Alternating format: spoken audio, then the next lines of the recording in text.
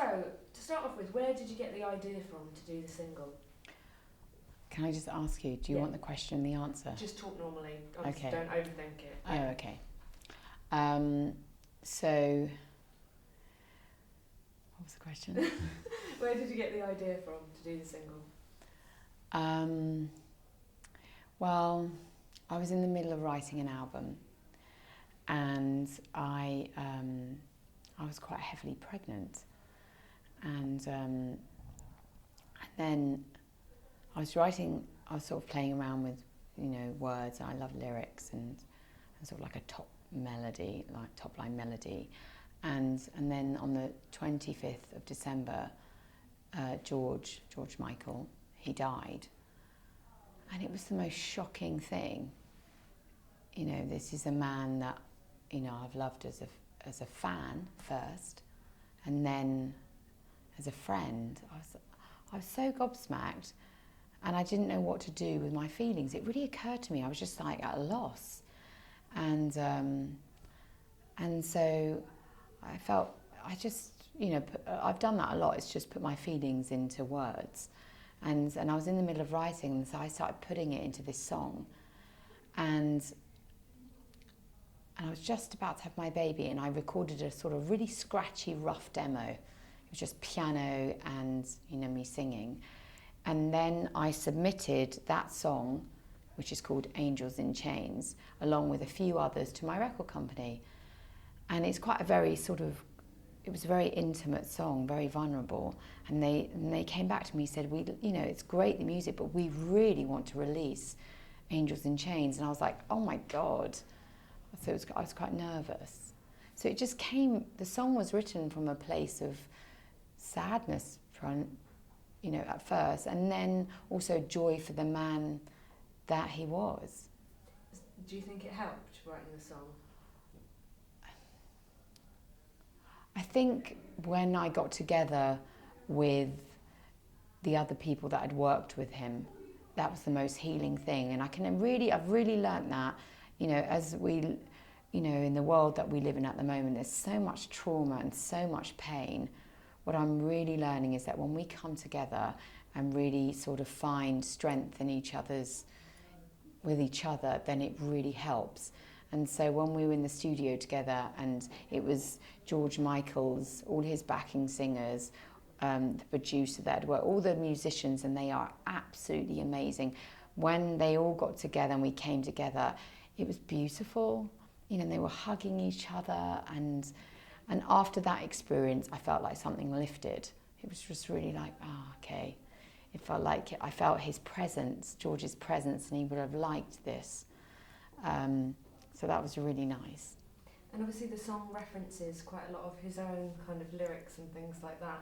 Was that hard to do, or that just kind of automatically happened? I wanted to look, the first thing, so I was a fan, I'm a George Michael fan along with the rest of us, that was it. And I thought, okay, how can I put reference to his music elegantly? Because we all know that he was so supreme, and with his taste and the way he did things, he always was.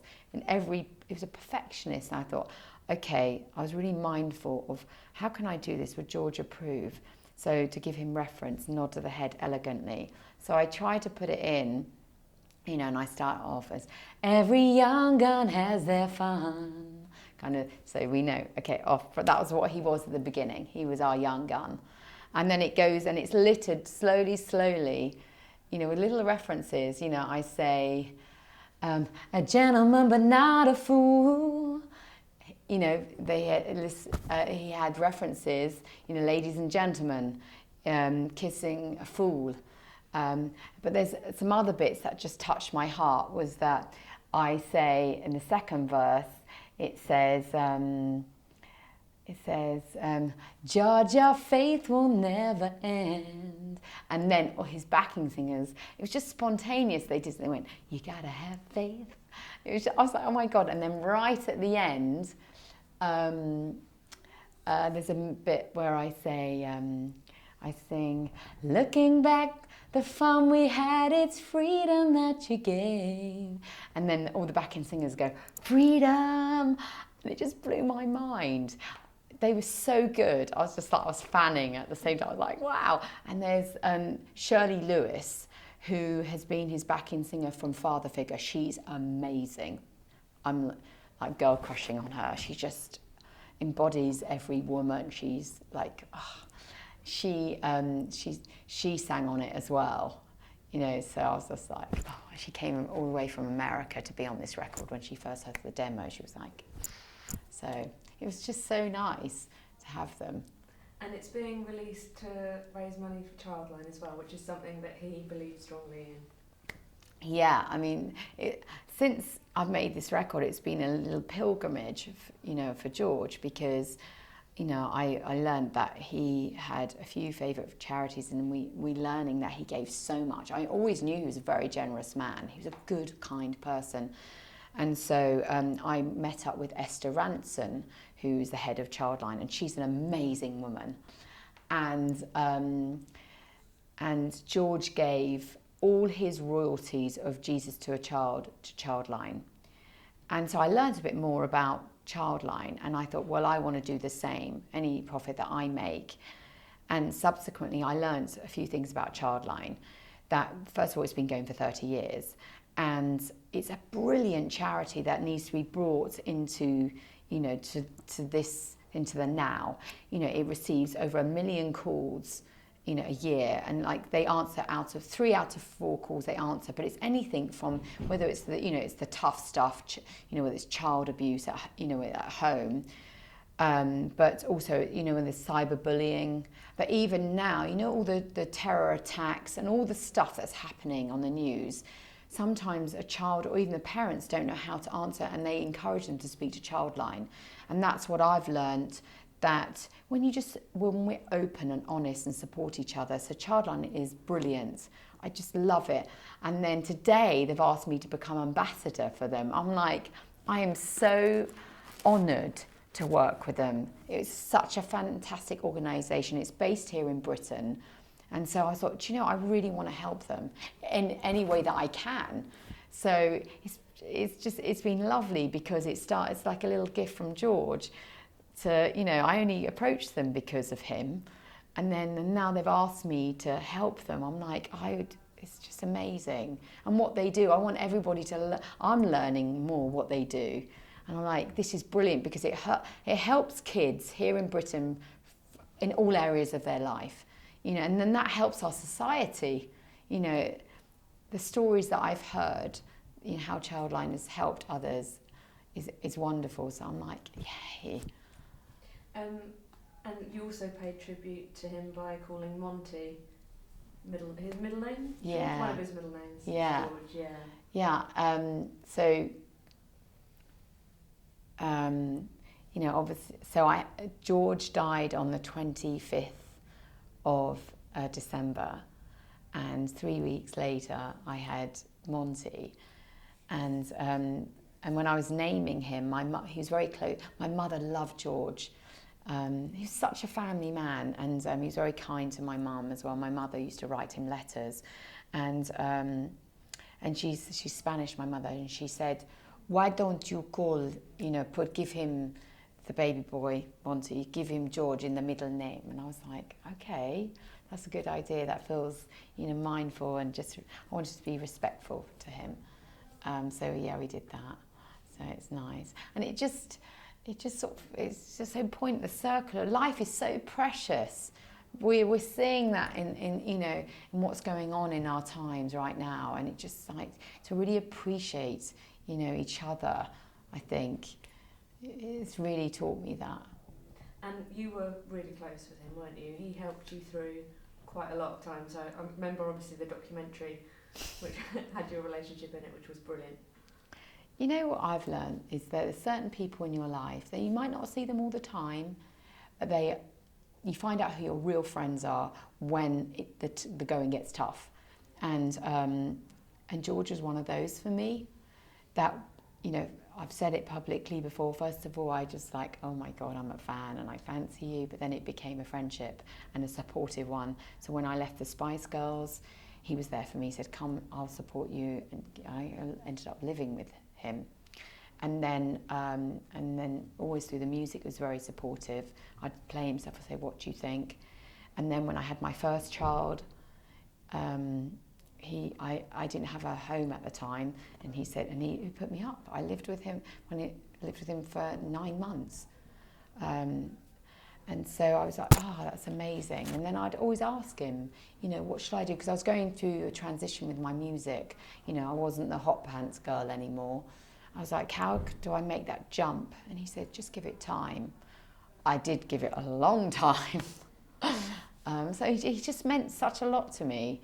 And it's not until we look back, you go, God, you did that for me. God, you did that for me. And I'm thinking, what can I give back for George? What can I be respectful? And I think, okay, so I can share with you, with all the fans, what a great man he was, right? He was generous, he was kind and a great artist, we know that.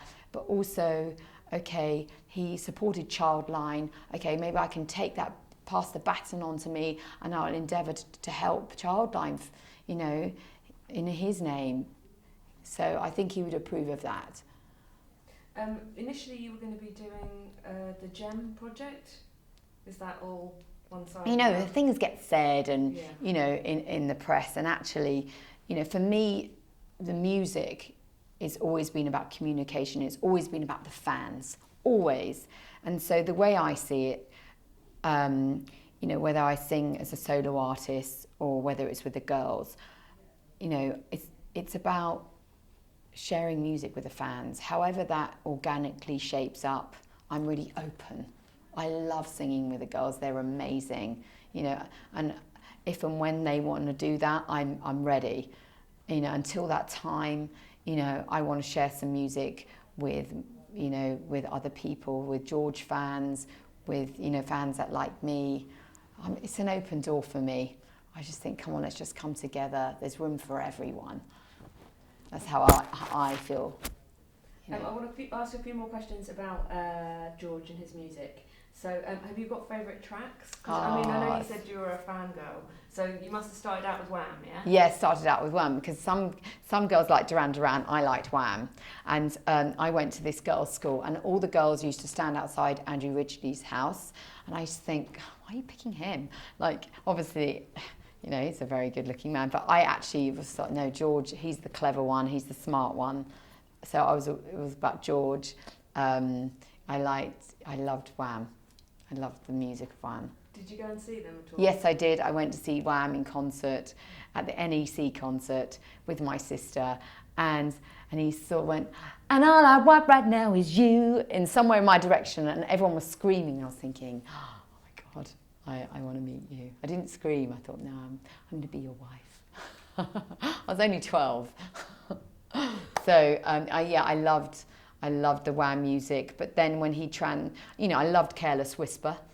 And then when it went on to,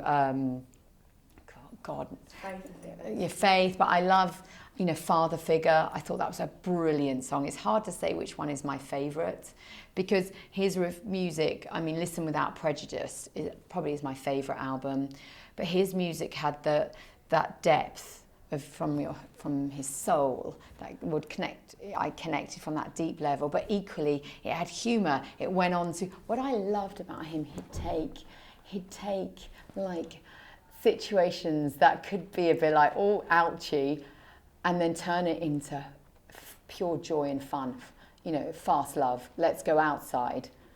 If you really unpeel what that's about.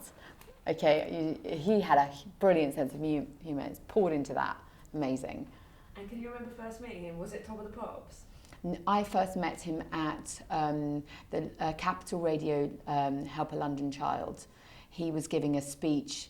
He was receiving an award, and he was giving a speech to his to the crowd. And his mother had just passed away, and he was really open about it. And I'd lost my father.